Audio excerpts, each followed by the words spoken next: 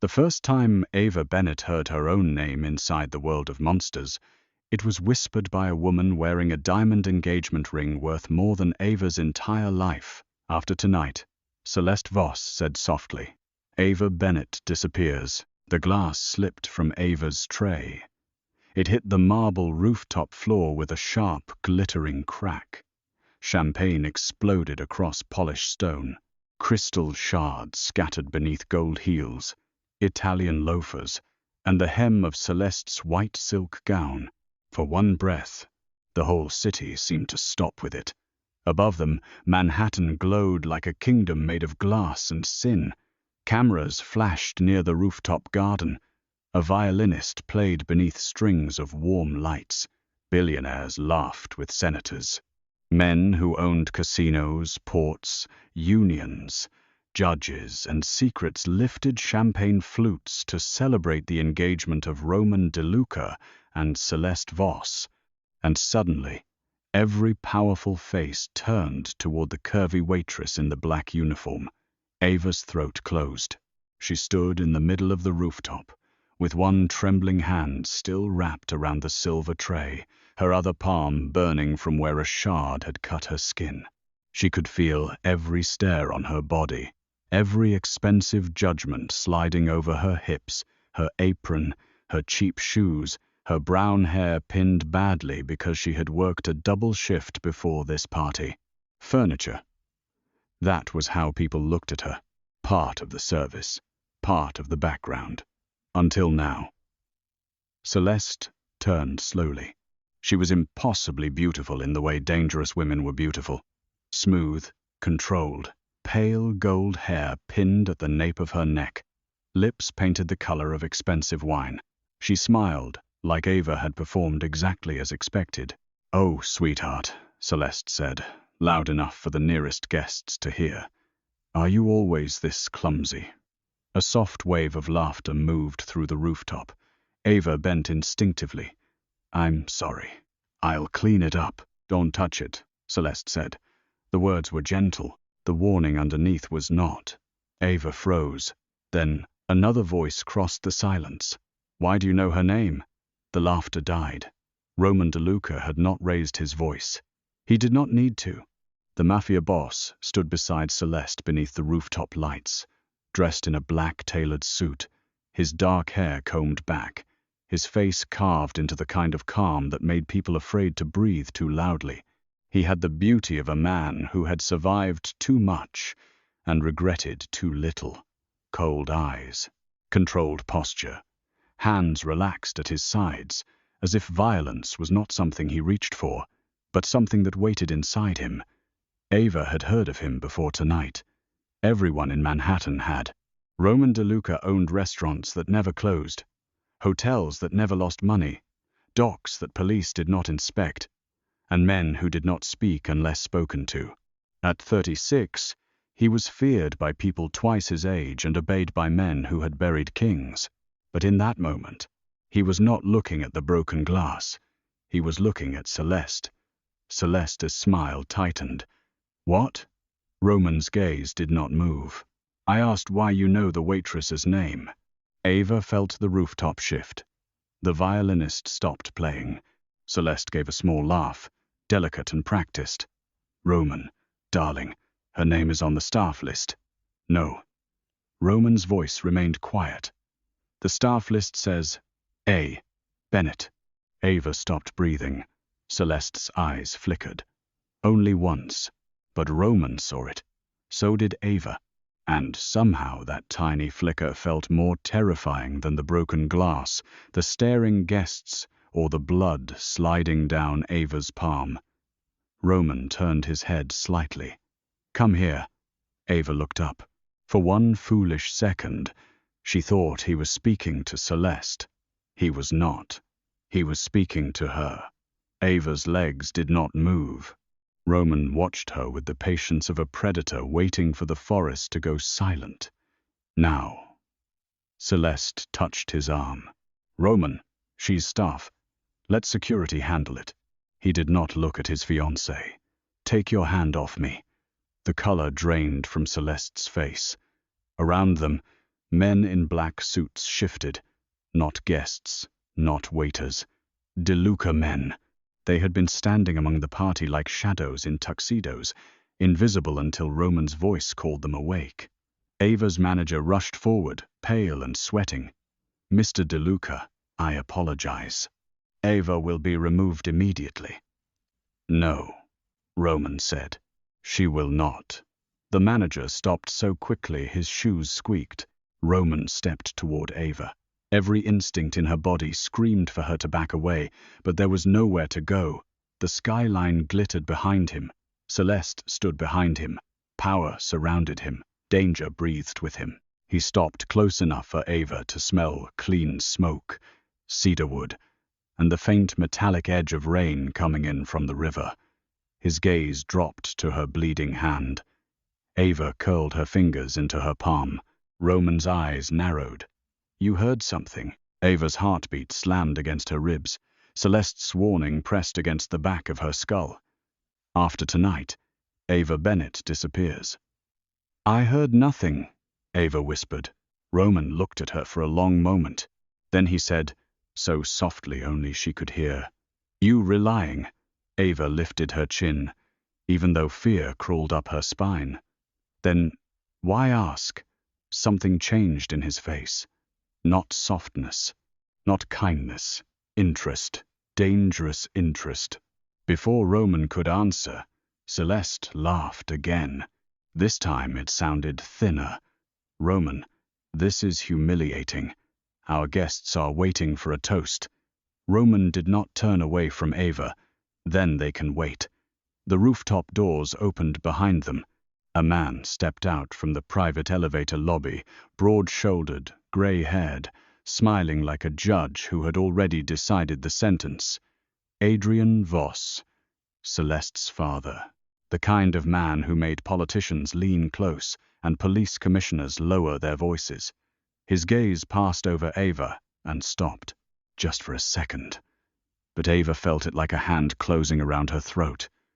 "Well," Adrian said smoothly, "what a mess." Roman turned at last. The air chilled. Adrian glanced at Celeste. "My dear, is everything all right?" Celeste smiled. "Perfectly. The waitress had an accident." Roman's voice cut through the silk. "The waitress has a name." Adrian's eyes moved back to Ava. Something dark passed behind them. "Yes," he said. "I imagine she does." Ava did not understand why that made her want to run. She only knew she needed to get off that rooftop, away from Celeste, away from Roman DeLuca, away from the way Adrian Voss looked at her as if she were a locked door he had been trying to open for years. Roman lifted one hand, and one of his men appeared beside him. "Dante," Roman said. "Escort Miss Bennett downstairs." Celeste's lips parted. "Roman." He looked at her then. Ava had never seen love disappear from a man's face, but she saw performance vanish from Roman's.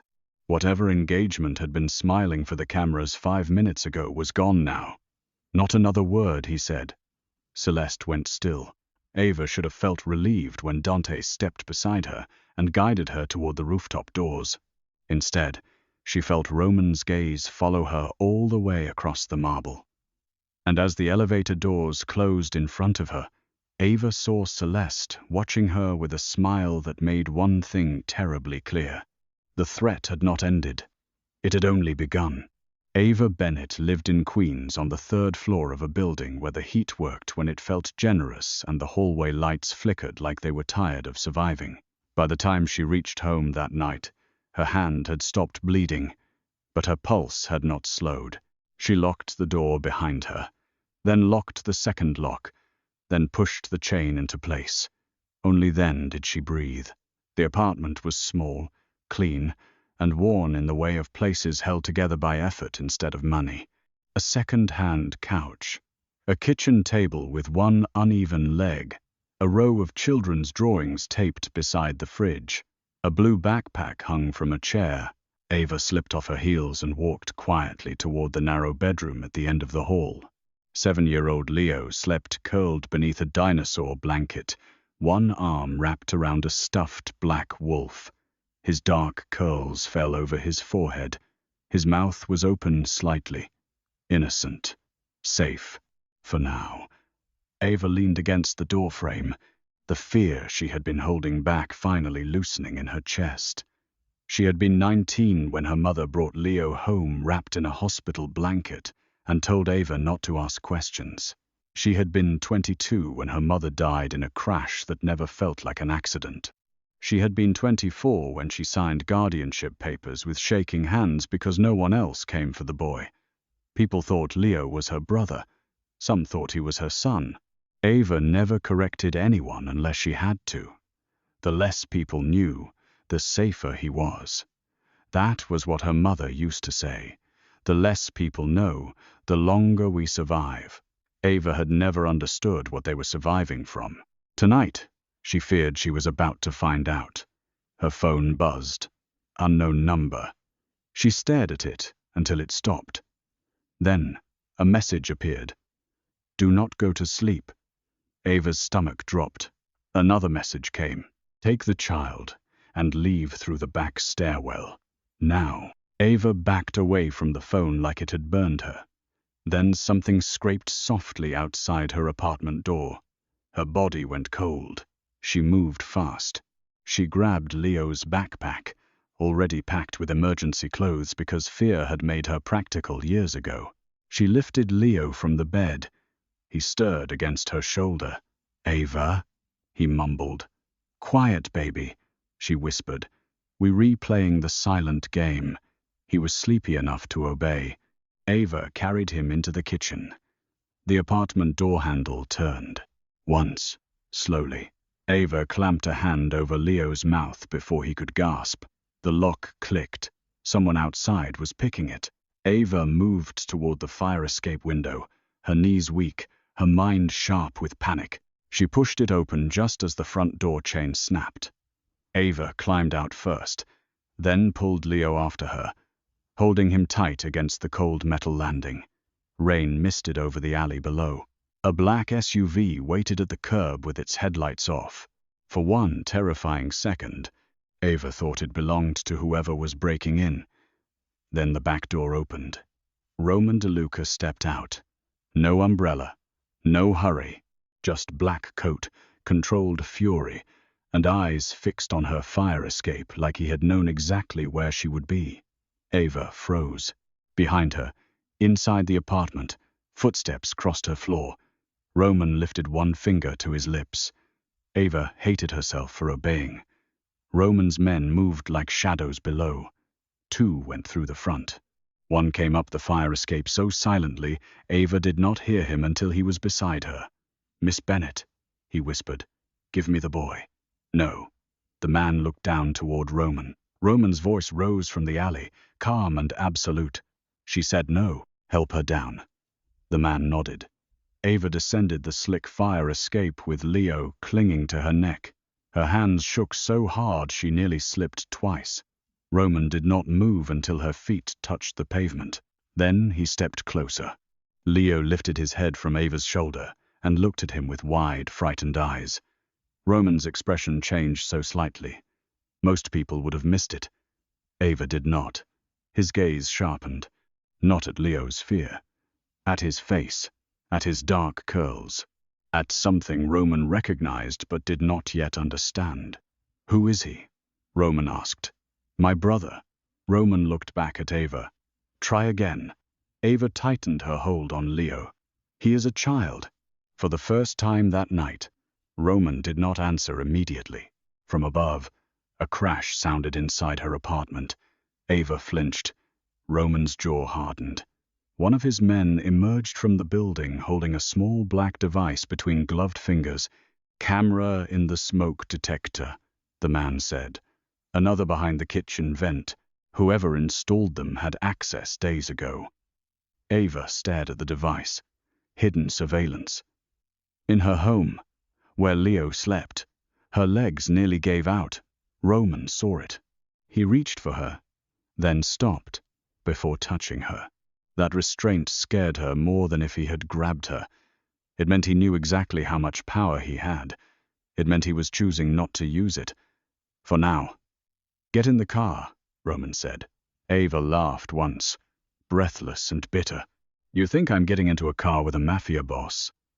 I think someone broke into your apartment 10 minutes after you left my engagement party, he said.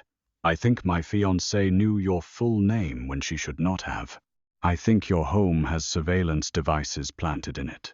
And I think if you stay here, you and that child will be dead before sunrise, Leo whimpered. Ava kissed his hair. Her eyes burned, but she refused to cry in front of Roman DeLuca. What do you want from me? She asked. Roman leaned closer. Rain slid down the side of his face, catching in the hard line of his jaw. The truth, he said, and until I have it, you belong where I can keep you alive. I don't belong to anyone. His eyes held hers.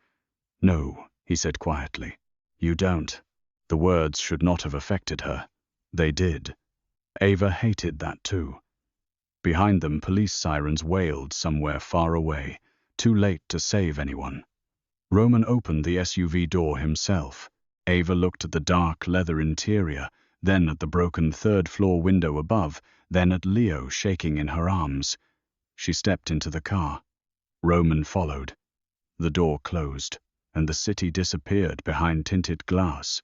Roman DeLuca's safe house did not look like a safe house. It looked like the kind of penthouse gods used when they were tired of heaven. Floor-to-ceiling windows overlooked the East River. Rain painted silver lines over the glass. The furniture was dark, expensive, and untouched by comfort. Black marble, low firelight, steel security doors hidden behind walnut panels. Men stationed outside with earpieces and guns beneath their jackets. Ava stood in the middle of the living room holding Leo's hand and felt like dirt tracked across a palace floor. Roman watched her notice everything. He had removed his coat, revealing the clean lines of his black shirt and the tattoos disappearing beneath his sleeves. Not decorative tattoos.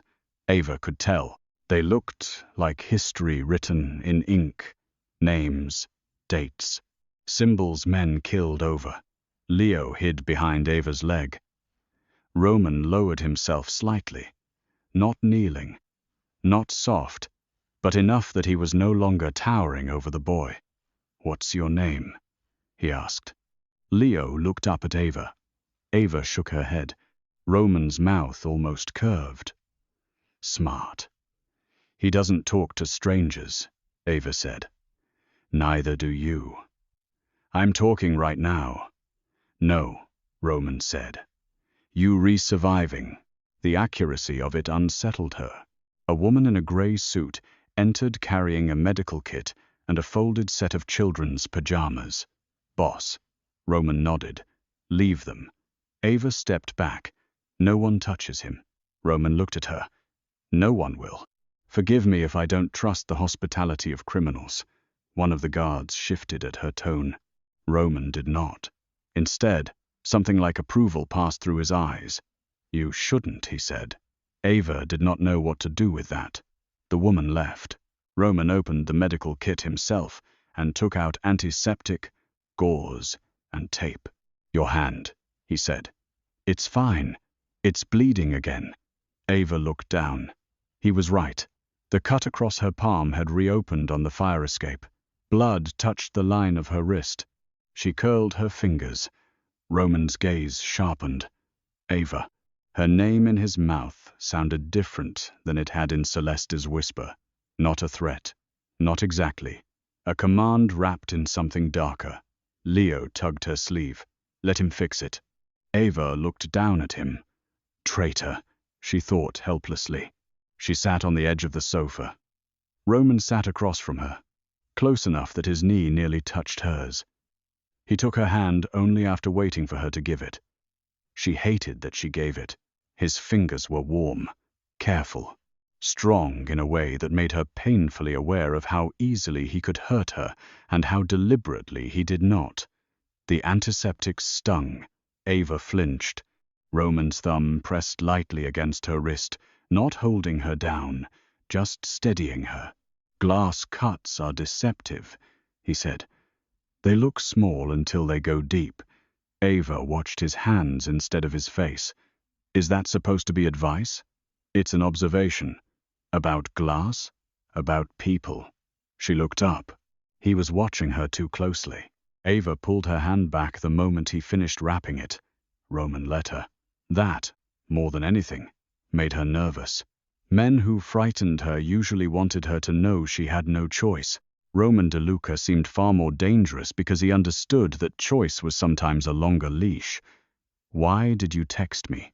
she asked. "I didn't." Ava went still. Roman turned his head. "Dante." His man stepped forward. Ava handed over her phone reluctantly. Dante checked it, then frowned. The warning came through an encrypted relay. Not ours. Roman's expression darkened. "Trace it." Ava's stomach twisted. So someone else wanted us out before those men got in. Roman looked toward the rain. "Or someone wanted you exactly where you are." The penthouse felt colder. Leo yawned against Ava's side.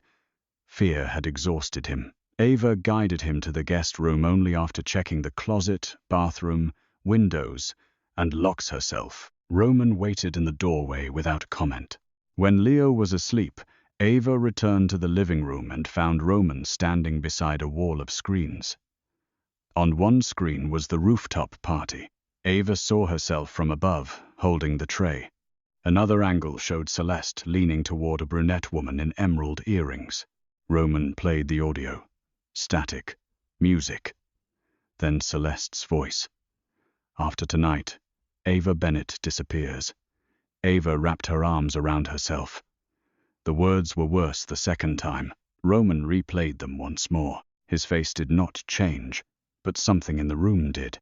Every DeLuca man nearby seemed to grow more still, as if his silence required obedience. "Who was she talking to?" Ava asked. "My fiancé's cousin, Bianca Voss." "Your fiancée threatens waitresses often." Roman's eyes slid to hers. "She is not my fiancée in the way you think." Ava gave a humorless smile. The giant diamond was confusing. It is a contract. Romantic. It was never meant to be. For reasons Ava did not want to examine, that landed somewhere in her chest. Roman turned back to the screen. The DeLuca and Voss families have been moving toward war for 2 years. The engagement was designed to stop it publicly. And privately. "Privately," he said. "I wanted Celeste close enough to make a mistake." Ava stared at him. "So your engagement party was a trap?" "Yes. And I walked into it carrying champagne." His gaze returned to her. "No. Someone placed you there." Ava thought of her manager calling her 3 hours before the event, desperate and insistent. A last-minute staff change. Double pay. A rooftop party. Rich people. Easy money. She had said yes because Leo needed new school shoes. Her mouth went dry. Roman saw the realization. "Who booked you?" he asked. "My manager." But he got the request from the event company. Name: Lark Crown Hospitality. Dante was already typing. Ava sank slowly into a chair. Roman watched her with a focus that felt almost physical. "Tell me about the boy," he said. "No." "Ava." "No." She stood again. "I am not handing you his story because your fake fiancé whispered my name at a party. If his story is why Celeste wants you gone, silence will not protect him. Neither will you, if protecting him becomes inconvenient." A muscle moved in Roman's jaw. For the first time, she saw something beneath his control. Anger. Not because she had insulted him, because part of him knew she was right to be afraid. "I am many things," he said. "Careless is not one of them. You re a mafia boss. Yes. You hurt people. Yes. You expect me to ignore that?" "No." Roman stepped closer. "I expect you to understand that whatever is coming for you was sent by people who smile better than I do." Ava looked toward the guest room where Leo slept, then back at Roman. "His name is Leo," she said quietly. "He is 7. My mother brought him home when he was a baby. She said he was my brother. She died 3 years later. Roman's face changed. Subtly. Dangerously. What was your mother's name? Eleanor Bennett. Behind Roman, Dante stopped typing. Ava noticed. Roman did too. He turned. What? Dante's voice was careful. Boss. Eleanor Bennett was listed as a protected witness in a sealed federal file connected to Adrian Voss. Disappeared 8 years ago. Officially died in a car accident. Ava's breath left her. Roman looked back at her, and for the first time since she had met him, he seemed genuinely caught off guard. Your mother, he said slowly, was not hiding from my world. Ava's voice barely worked. Then whose? Roman's eyes went cold. Celeste. By morning, Ava Bennett was no longer a waitress, not in the way the world understood it. By morning, her face had appeared on 3 gossip sites, 2 crime blogs, and 1 blurry video captioned, "Mystery Woman Causes Scene at DeLuca Engagement Party." By noon, the headline had changed. Is Roman DeLuca's engagement already in trouble? By 2, a photograph surfaced of Roman helping Ava into his SUV in the rain outside her apartment. By 3, the internet had decided she was either his mistress, his informant, or his next victim. Ava stared at the headlines on Roman's tablet with ice in her stomach. You need to make this stop, she said. Roman stood near the window, phone to his ear, speaking in Italian too low for her to understand. He ended the call and looked at the screen. No. Ava blinked. No. The scandal keeps you visible. Visible is safer than missing. My life is being destroyed. Your life was already targeted. That doesn't give you permission to use me as bait. Roman's eyes hardened. There it was. The coldness.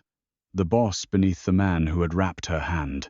I am trying to keep you alive. No, Ava said, stepping closer. You're trying to win whatever war you were already fighting. I just became useful. The room went silent. Even Dante looked away. Roman stared at her. Ava expected him to deny it. He did not. That is true, he said. The honesty hit harder than a lie. Ava swallowed. Roman moved toward her slowly. It is also true that if Celeste wants you erased, then you are carrying something she fears. Something connected to your mother. Something connected to Leo. Don't say his name like you own it. Roman stopped. His eyes dropped to her mouth for half a second, then returned to her eyes. I own many things, Ava. Fear, debts, bloodlines, men who would die before betraying me. His voice lowered. I do not own you. The words should have comforted her. Instead, they made the space between them feel dangerously thin. Before Ava could answer, Leo came running from the hallway, clutching his stuffed wolf. Ava, there's a man making pancakes in a suit. Dante coughed once into his fist. Roman looked at him. Dante became very interested in the floor. Despite everything, Ava almost smiled. Almost. Roman's gaze caught the movement before she could hide it. For one brief second, the tension shifted. Not gone. Never. Gone. Just warmer around the edges. Then Roman's phone rang. He answered. Listened. His expression closed. What? Ava asked. He hung up. Your manager is dead. The room tilted. Ava gripped the back of a chair. No. He was found in his office an hour ago. Officially, it will be called a suicide. Ava shook her head. He was scared last night. Annoying, but scared. He wouldn't. I know. Ava covered her mouth. Leo looked between them. Ava. She forced herself to breathe. Go finish breakfast, okay? But, please. Dante gently guided Leo back toward the kitchen. When the boy was gone, Ava turned on Roman. You said visible was safer. It is, he said. For you. Not for everyone around you. The cruelty of that truth landed between them. Ava thought of her co-workers, her neighbors, Leo's school, people she had kept distant because life had taught her attachment was expensive. Now even distance could not save them. Roman stepped closer, but she backed away. "Don't," she said. He stopped instantly. Ava hated the tears in her eyes. "If I stay near you, people die. If you leave me, you die. That's not a choice." "No," Roman said. "It isn't." For a moment, the only sound was rain against glass. Then he said, "There is one way to slow Celeste down." Ava looked at him warily. "I'm not going to like this, am I?" "No." Roman picked up the tablet and turned it toward her. On screen was an invitation to a private charity gala that evening at the Voss Foundation. Ava stared. "Absolutely not. You will attend with me." "You're insane." "Frequently." "I'm not walking into a room full of people who want me dead." "You walked into one last night without knowing. Tonight, you walk in knowing, with me beside you." Ava laughed, sharply. "As what?" "Your waitress." Roman's gaze moved over her, not in the degrading way guests had looked at her, but in a way that made her skin heat, because it felt like he saw too much. "As the woman I chose to protect publicly." Ava's breath caught. "Celeste wants you isolated," Roman said. "Ashamed, dismissed, staff, background. If I put you at my side, she has to strike carefully. And what does the world think? That I ended an engagement for you." "No." "Yes." Ava's pulse jumped. "You want a fake relationship. I want a shield. You want a weapon." Roman did not look away. "I want both." Ava stared at him with anger, fear, and something far more dangerous twisting together in her chest. He was not pretending to be good. That was the terrifying part. He was offering protection with blood on the edges, and she was desperate enough to consider it. "If I do this," she said, "Leo stays somewhere safe, away from cameras, away from your enemies. Already arranged. And you don't lie to me." Roman's silence lasted 1 second too long. Ava's eyes narrowed. "Roman." His name came out sharper than she intended. Something flickered across his face at hearing it. "You will get the truth I can give you," he said. "That sounds like a lie dressed nicely. It is the safest promise I can make." Ava should have refused. She should have taken Leo and run until her feet gave out. But running had never saved her mother. Hiding had only taught danger where to look. So Ava lifted her chin. "Fine," she said. "But if you use Leo, I don't care who you are. I will find a way to make you regret it." Dante looked genuinely alarmed. Roman looked almost fascinated. Then he stepped closer, close enough that Ava had to tilt her head back. "Careful," he murmured. Ava's heart hammered. Was that a threat? No. His eyes held hers. A warning. About what? His gaze dropped to her lips again. This time he did not hide it. "About making me admire you." The Voss Foundation Gala was held inside a converted bank near Bryant Park, all marble pillars, gold ceilings, and chandeliers bright enough to make lies sparkle. Ava arrived on Roman DeLuca's arm wearing a midnight blue dress she had not chosen. Diamonds she refused twice before Roman said they were borrowed from a dead queen and already insured, and heels that made her feel like one wrong step would send her into history as the woman who broke her neck at a Mafia charity event. The cameras went wild. Roman did not smile. Neither did Ava. His hand rested lightly at the small of her back, not pushing, not claiming too visibly, but enough to make every person in the room understand the message.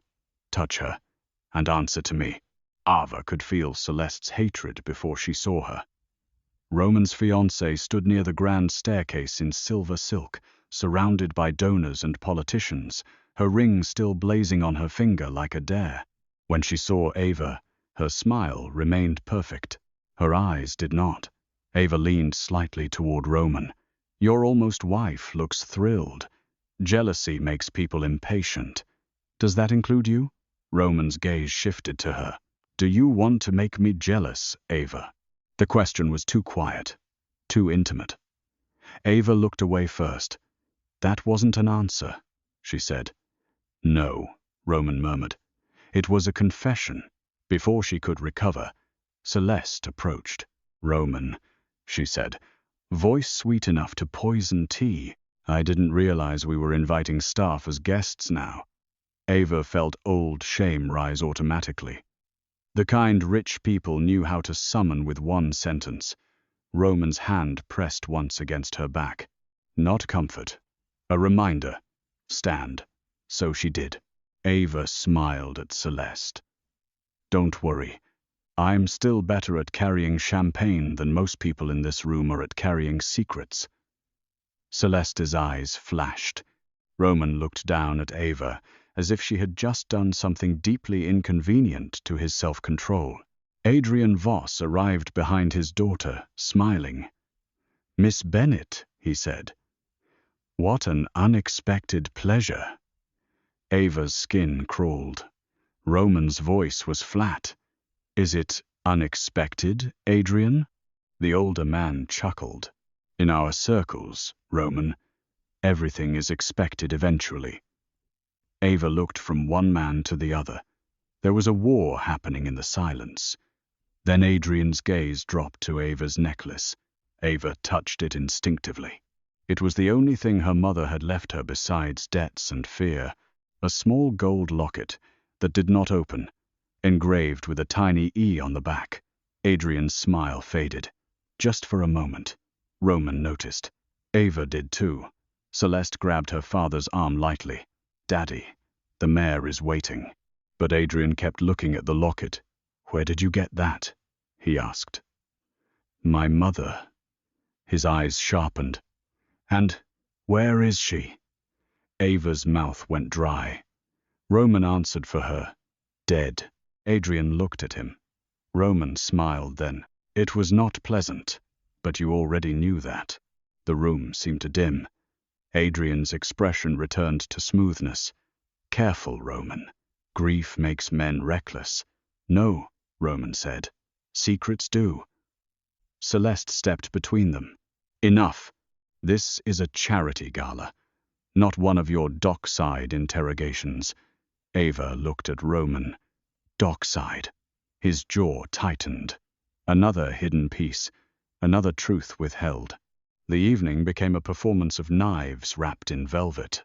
Roman introduced Ava to people who were afraid to ask why she mattered. Celeste watched every movement. Adrian disappeared twice with men Ava recognized from the rooftop.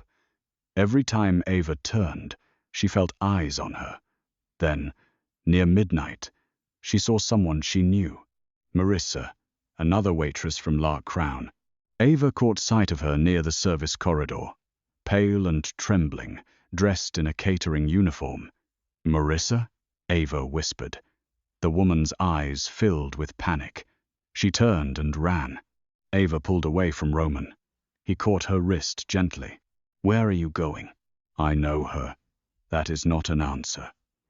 Ava looked at his hand on her wrist. Roman released her. She followed Marissa into the corridor, Roman 2 steps behind her despite the fact she had not invited him. The hallway smelled like lemon polish and fear. Ava found Marissa near a loading door, crying into her hands. Marissa. The woman flinched.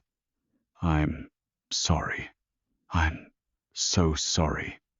Ava's stomach sank. What did you do? They said they only needed your schedule, Marissa whispered. They said no one would get hurt. They knew about my dad's medical bills.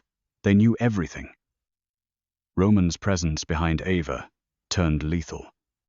Who asked? He said. Marissa's face crumpled. Bianca Voss. Ava closed her eyes. Betrayal had a strange weight. Not always rage, sometimes just exhaustion. Marissa reached into her apron and pulled out a folded envelope. Your manager gave me this before he died. He said if anything happened, I had to give it to you. I was scared. Ava took it with shaking fingers. Inside was a key and an address.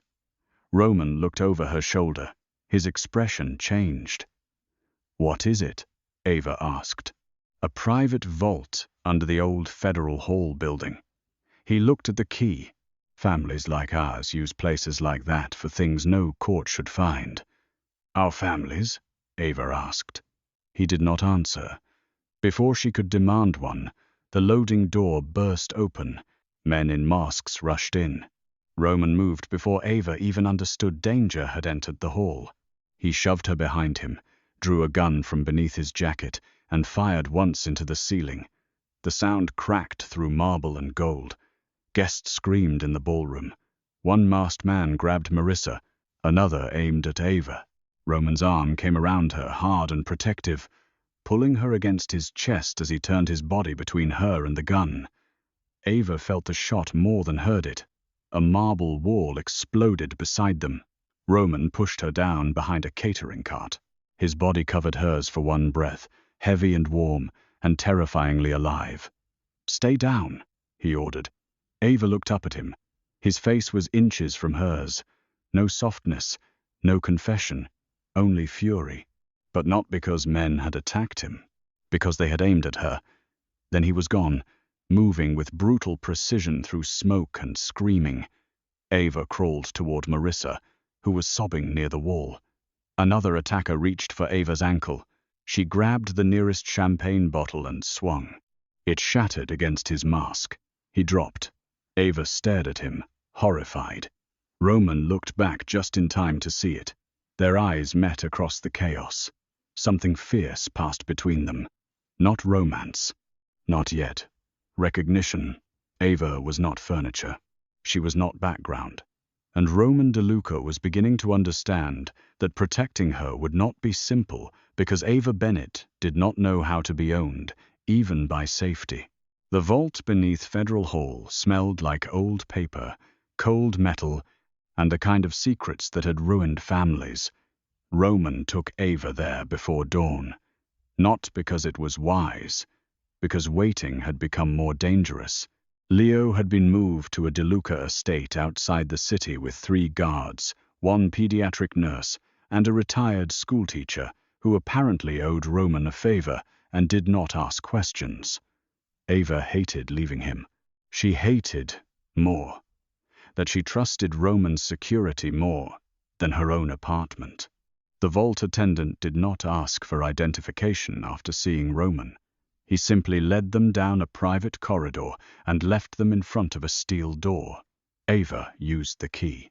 Inside was a narrow room with 1 deposit box waiting on a stone table. Her hands shook as she opened it. The first thing inside was a photograph. Her mother, younger and smiling tightly, standing beside Adrian Voss. In her arms was baby Leo. Ava stopped breathing. Roman stood behind her, silent. The second item was a birth certificate. Leonardo Elias Voss. Father, Adrian Michael Voss. Mother, Eleanor Bennett. Ava's knees weakened. Roman caught her before she fell. She hated that his arms felt solid. She hated that for 1 second she leaned into him because the world had become too cruel to stand in alone. "Leo is Adrian's son," she whispered. Roman's jaw hardened. "Celeste's half-brother." Ava stared at the paper. "Why would my mother hide him?" Roman reached into the box and removed a drive, a stack of documents, and a sealed letter with Ava's name written in her mother's handwriting. Ava opened the letter first. Her mother's words blurred through tears. "Ava, if you are reading this, then I failed to keep the past buried. Leo is not safe because his father will never love him more than power, and Celeste will never allow him to inherit what she believes is hers. Adrian used me to hide money, names, and crimes. When I tried to leave, I learned too much. If anything happens to me, protect Leo. Trust no Voss. Trust no DeLuca unless the son becomes different from the father. I am sorry for every lie. I loved you both." Ava pressed the letter to her mouth. Roman said nothing. That was the only mercy he gave her. The documents revealed the rest. Adrian Voss had created hidden trusts through shell companies. If Leo's existence became public, control of several Voss assets would shift away from Celeste upon Adrian's death. More importantly, Eleanor Bennett had collected evidence that the Voss family had betrayed the DeLucas during a dockside massacre 2 years earlier. Roman's younger brother had died that night. Ava knew it before Roman said anything. She saw it in the way his face emptied. His hand rested on the edge of the table, knuckles pale. "Roman," she said carefully. He did not look at her. "My brother Marco was 26, he said. He was reckless, arrogant, loud. He hated olives and loved every woman who smiled at him. He called me at 1:12 inches the morning from Pier 9 and told me something felt wrong." Ava barely breathed. "I told him to stop being dramatic," Roman said. His voice did not break. That made it worse. 10 minutes later, he was dead. Ava touched his sleeve before she thought better of it. Roman looked down at her hand. Neither of them moved. Then his phone buzzed. Dante's voice came through when Roman answered. "Boss, Celeste knows you opened the vault. We intercepted chatter. She's moving on the boy." Ava's blood turned to ice. Roman's eyes went black. "Where?" "Estate perimeter just triggered. They're not in yet." But Roman was already moving. Ava grabbed the documents and drive, stuffing them into her coat. Roman caught her arm. "You are staying here." Ava stared at him. "Leo is my family, and you are the evidence." "He is a child." Roman's control cracked. "And if I lose both of you because you run into gunfire, what then?" The words landed too hard, too personal. Ava froze. Roman seemed to realize what he had said at the same time she did. For one suspended second, the vault disappeared. There was only him, his hand on her arm, his fear disguised as anger, her heartbeat answering something she did not want. Then he released her. "You stay behind me," he said. Ava nodded once. They ran. The DeLuca estate outside the city sat behind iron gates and winter-bare trees, all grey stone and old money under a violent sky. By the time Roman SUV tore up the driveway, smoke was already rising near the east wing. Ava's seatbelt jammed in her panic. Roman cut it with a knife before she could think. "Stay with Dante," he ordered. "No, Ava." But she was already out of the car, running toward the house. Roman cursed and followed. Inside, alarms screamed. Men shouted. Smoke curled along the ceiling, but did not yet fill the halls. Ava heard Leo crying before she saw him. The sound tore through her. She ran toward it. A masked man stepped out of a doorway. Roman hit him with such controlled violence that Ava barely saw the movement. 1 second the man stood. The next he was on the floor, and Roman was stepping over him. Not cruel, efficient, terrifying, alive. Ava found Leo in the library, crouched under a desk with the retired teacher beside him. The teacher held a fireplace poker like she intended to fight God with it. "Ava," Leo sobbed.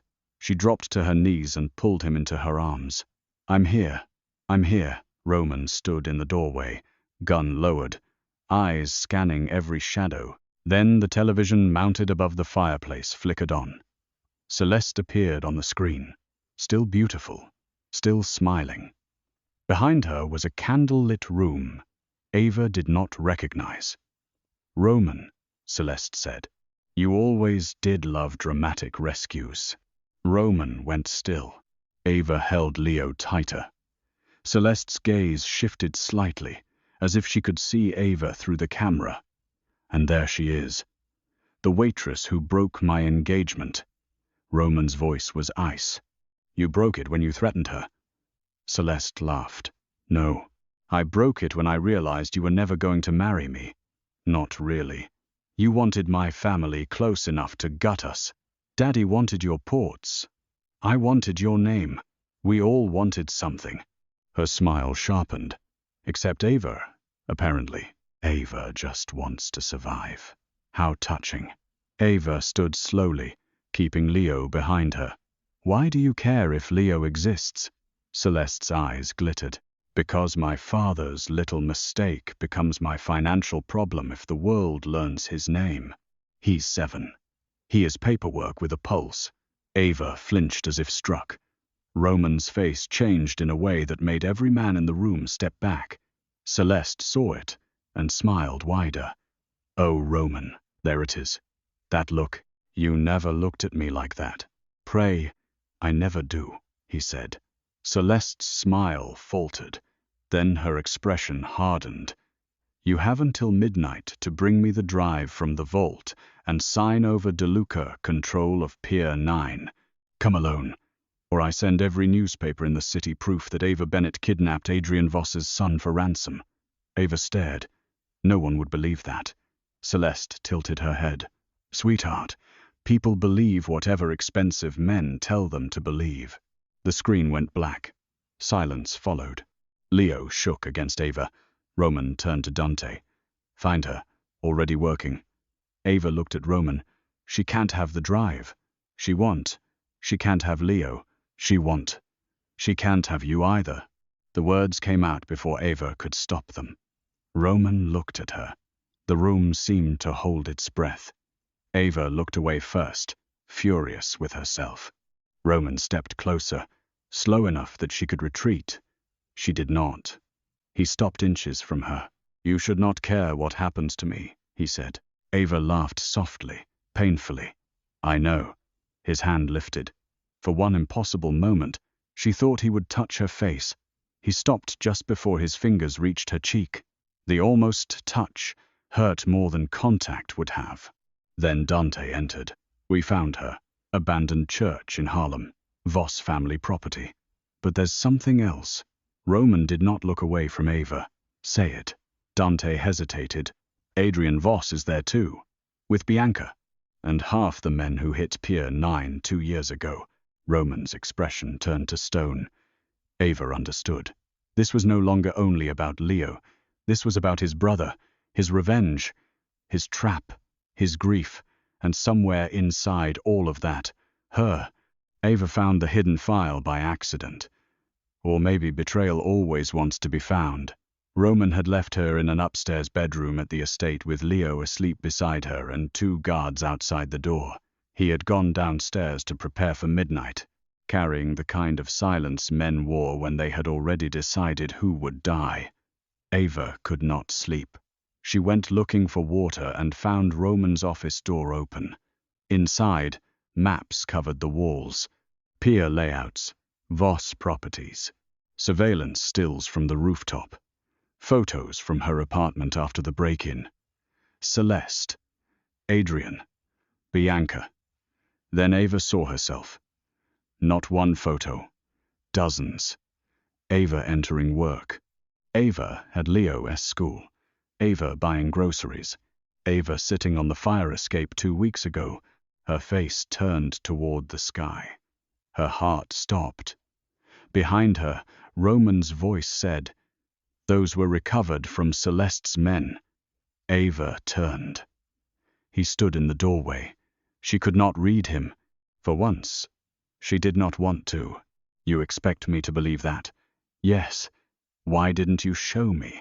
Because you were already afraid. So you decided more secrets would help. His jaw tightened.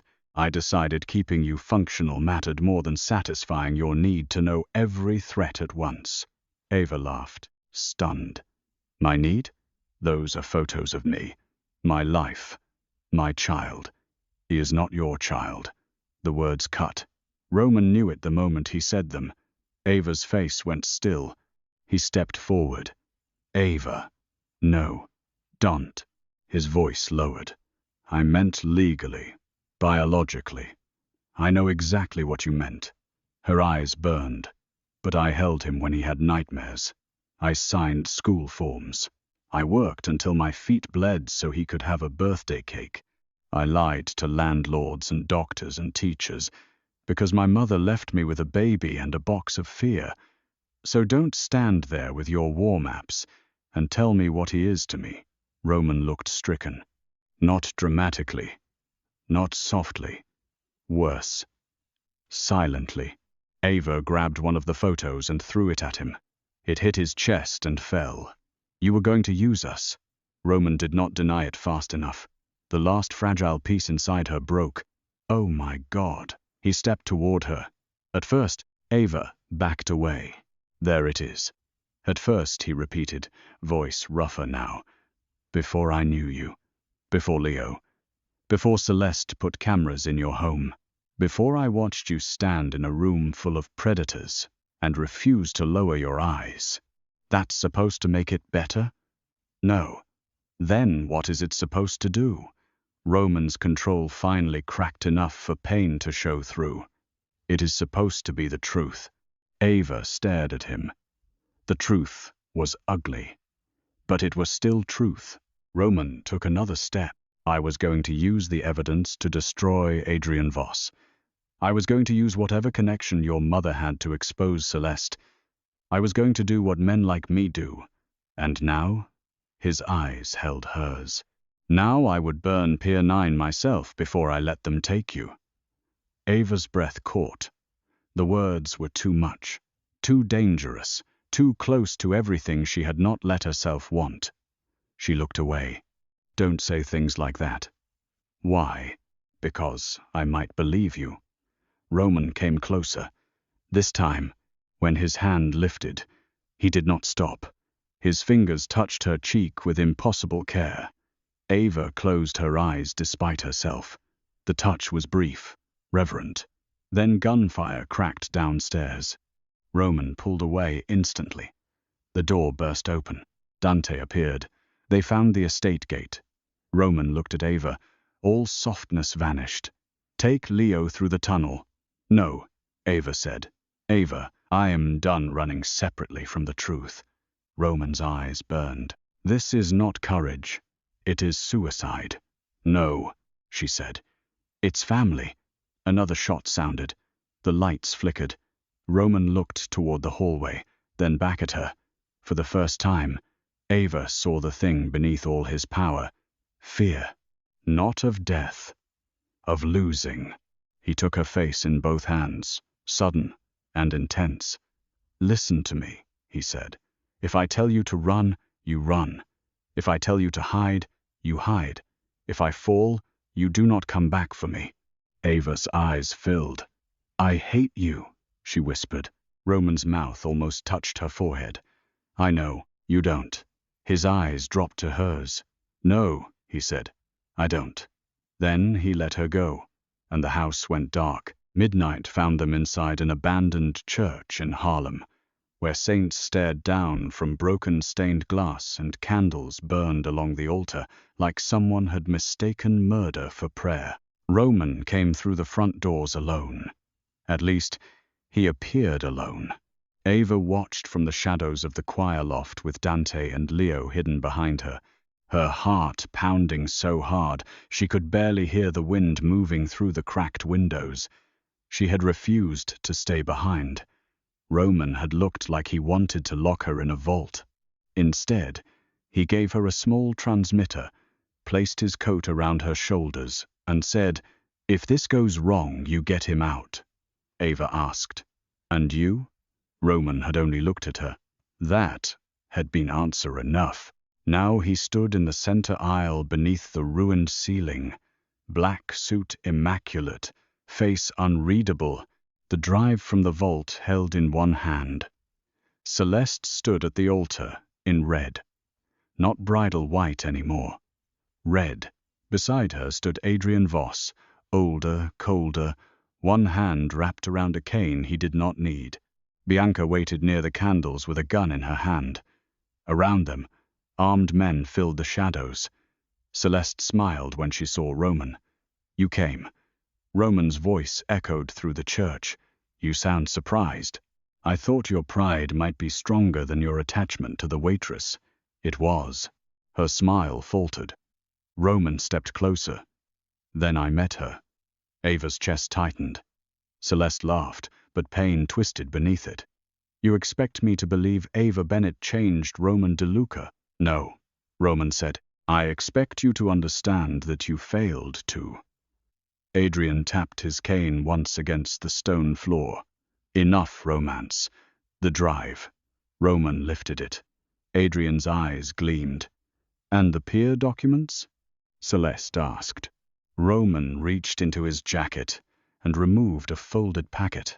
Ava frowned from the loft. Dante whispered. He wouldn't. But she heard uncertainty in his voice. Celeste saw the packet and smiled.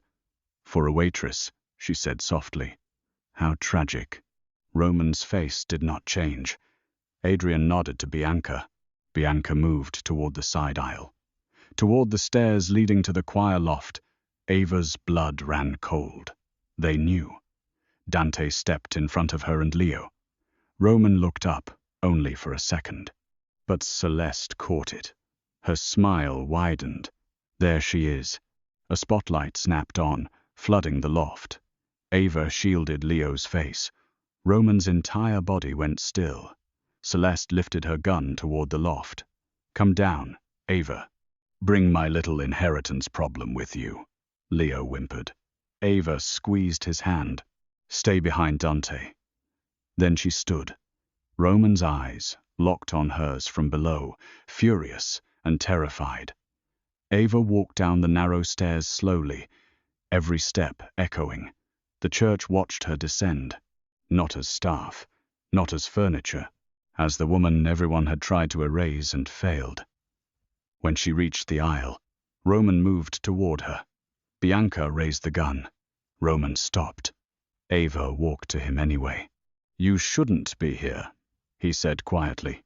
Ava looked at him. Neither should you.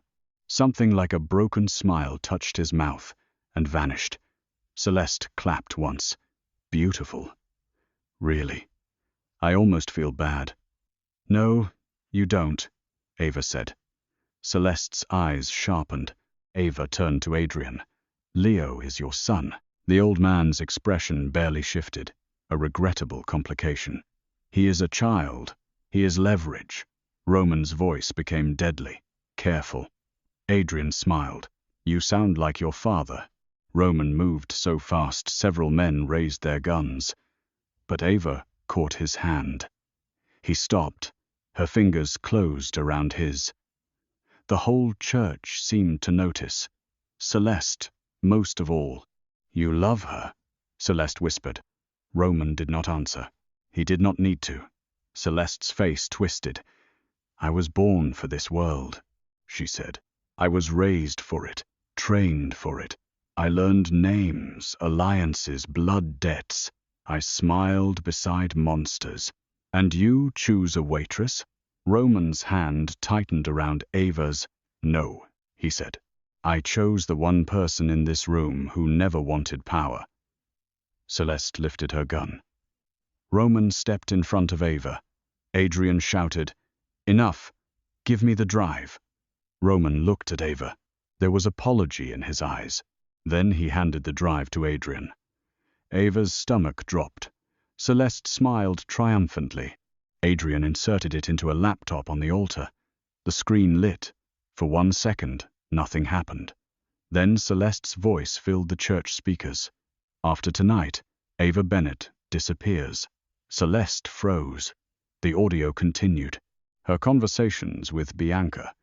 Her orders to kill Ava's manager. Her admission that she arranged the attack at the estate. Then Adrian's voice.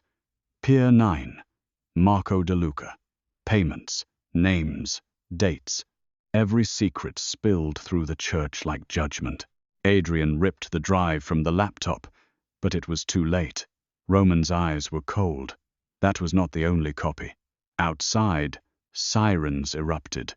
Not police sirens. Federal. Adrian's face changed for the first time. You brought the government into family business. Roman looked at him. No. Ava's mother did. I simply finished delivering her evidence.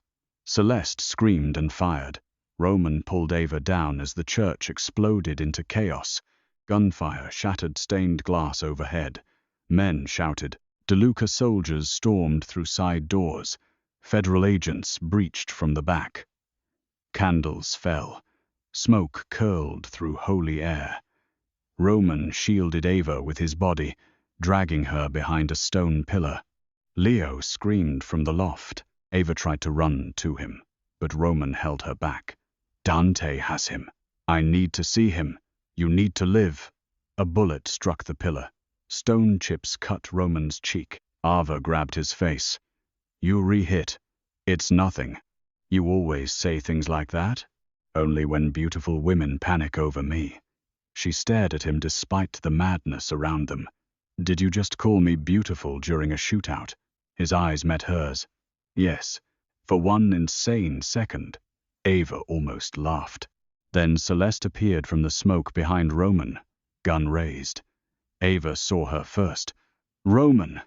She shoved him. The shot hit his shoulder instead of his back. Roman staggered.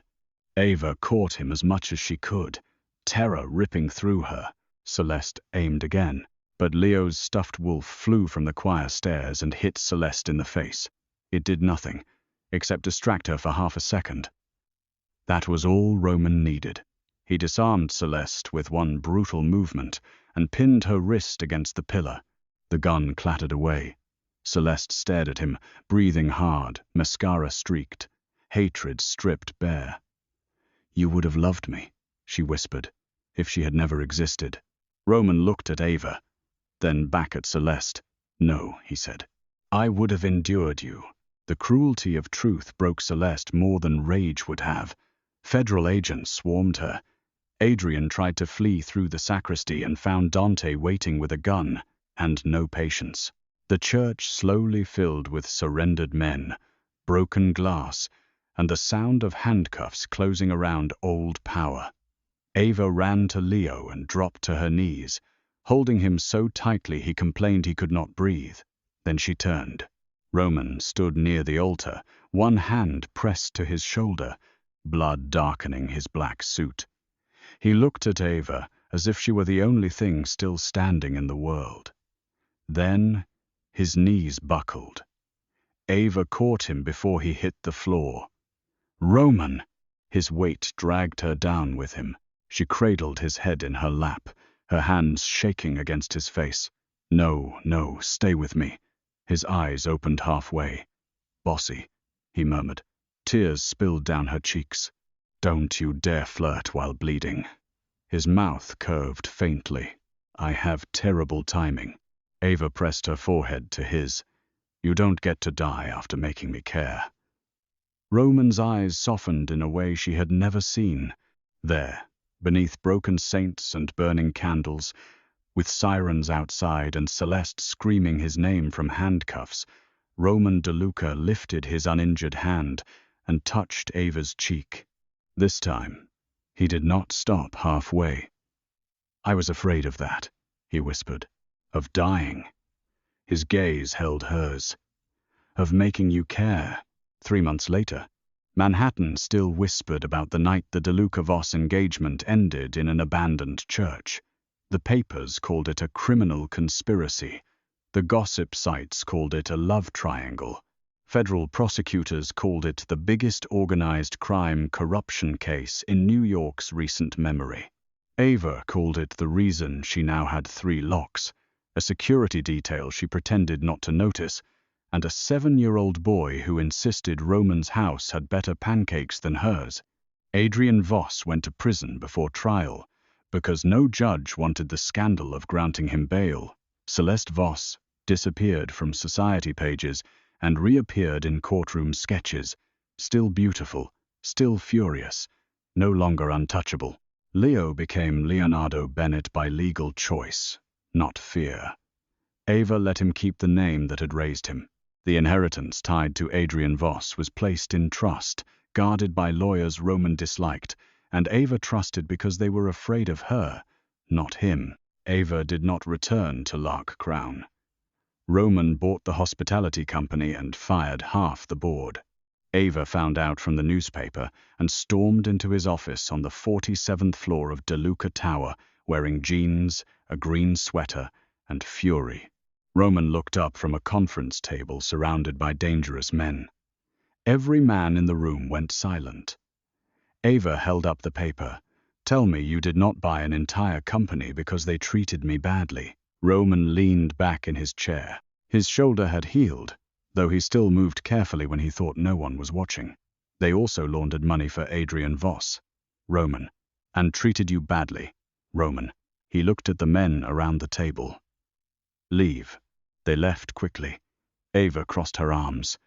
You can't solve every emotional inconvenience with corporate violence. I disagree. You're impossible. So I've been told. She tried not to smile. Failed. Roman saw it and stood. He crossed the room slowly, giving her time to retreat.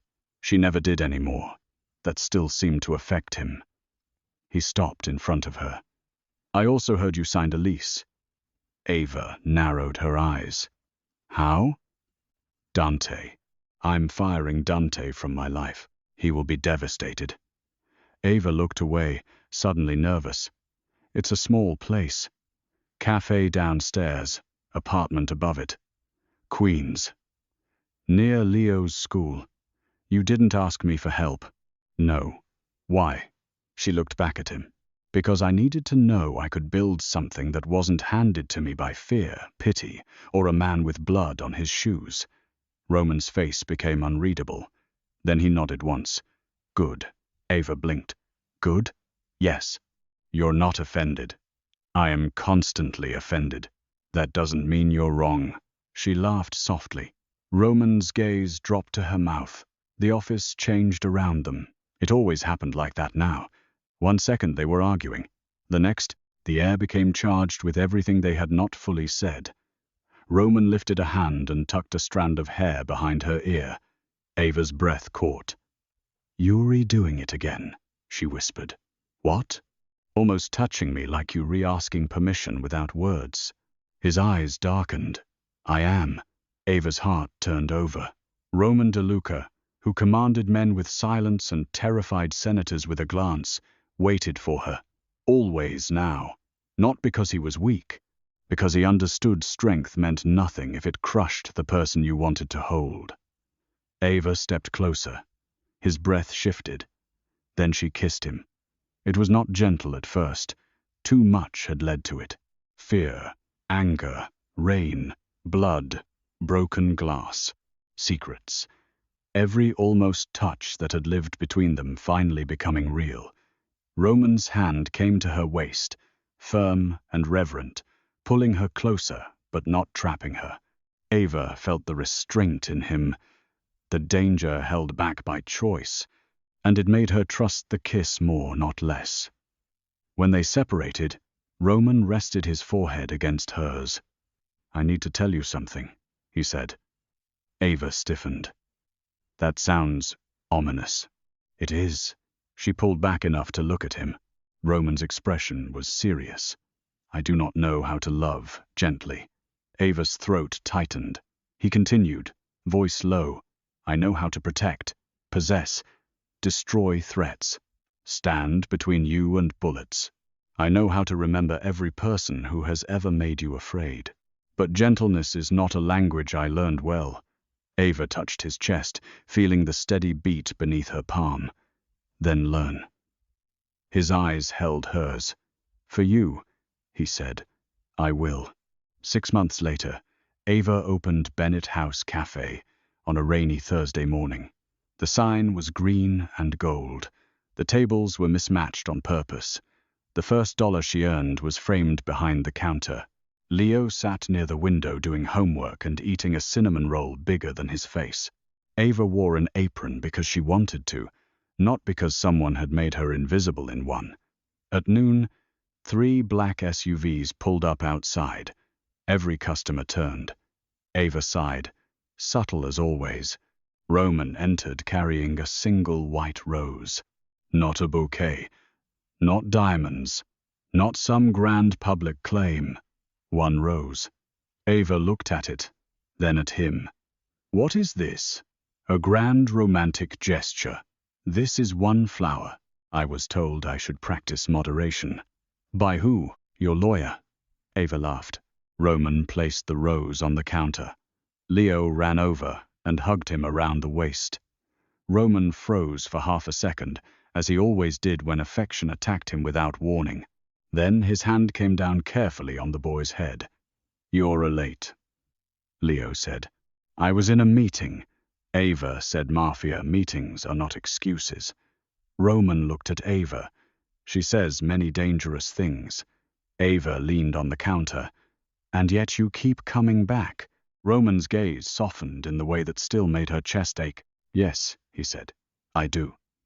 That evening, after the cafe closed, Roman took Ava back to the rooftop where everything had begun. Not the same party, not the same music, no Celeste, no champagne towers, no guests who looked through her, just Manhattan glowing beneath a clear night sky, the wind lifting Ava's hair, and the faint memory of shattered glass beneath their feet. Ava stood near the marble floor where her life had broken open. Roman stood beside her, hands in his coat pockets, quiet. "For a long time," Ava said, "I thought that was the worst moment of my life." Roman looked at the ground. "It was the moment I understood my world had touched yours." "No," she said. He looked at her. Ava turned to him. "It was the moment I stopped disappearing." Something moved across his face. Pain, devotion, a love still learning how to be safe. Roman reached into his pocket and took out the broken stem of a champagne glass. Ava stared. "You kept that?" "It was evidence, Roman. It was," he said. Then, quieter, "and it was the first thing that ever made me afraid of losing someone I had just met." Ava's eyes burned. He placed the glass stem into her hand carefully. Its edges had been smoothed, set into a thin gold frame like a strange little relic. Ava laughed through tears. "This is the least normal gift anyone has ever given me. I considered a necklace. You turned my trauma into jewelry. Symbolism. You need therapy. I have you. I am not therapy." "No," Roman said, stepping closer. "You are much more dangerous." Ava looked up at him, smiling despite herself. Then his expression changed. He took her hand. "Ava Bennett," he said, voice low, steady, intimate. "I will never ask you to disappear into my world. I will never ask you to become smaller so I can feel powerful. I will never promise you peace, because men like me do not bring peace easily." Her throat tightened. "But I will promise you truth, protection, choice, and every piece of myself I still know how to give." Ava looked at the man Manhattan feared. The man who had used her, protected her, lied badly, loved worse, and learned. The man who had stood in front of bullets before he knew how to say he cared. The man who still looked at her like she was both salvation and punishment. "And if I say no," she whispered. Roman's eyes held hers. "Then I will have Dante bring pancakes on Sundays and suffer with dignity." Ava laughed, tears slipping down her cheeks. Then she stepped into him. "I'm not saying no." Roman exhaled like the city had released him. He kissed her beneath the rooftop lights, slow and deep and careful, his hands holding her as if power had finally learned tenderness. Below them, Manhattan kept glittering. Somewhere in that city, people still whispered Roman DeLuca's name with fear. But Ava Bennett no longer heard her name as a threat. Not from Celeste. Not from the past. Not from any room that tried to make her invisible. She had shattered one glass and exposed an empire. She had protected a child, faced a monster, and made the most dangerous man in New York learn how to kneel emotionally without ever lowering his power. And when Roman held her against the cold rooftop wind, Ava finally understood something her mother had never lived long enough to teach her. Survival was not the same as living. Hiding was not the same as being safe. And sometimes the love that found you in the dark did not save you by making the world gentle. Sometimes it stood beside you, dangerous and devoted, until you remembered you were never meant to disappear. Roman brushed his mouth against her temple. "Come home," he whispered. Ava looked out at the lights, then back at him. "Only if we stop for Leo's pancakes first." Roman's mouth curved. As my queen commands. She rolled her eyes. Don't start. But she took his hand, and this time, when the elevator doors closed behind them, Ava was not being escorted away from danger. She was walking into a future she had chosen, beside a man who had once ruled by fear, and now, for her, was learning devotion.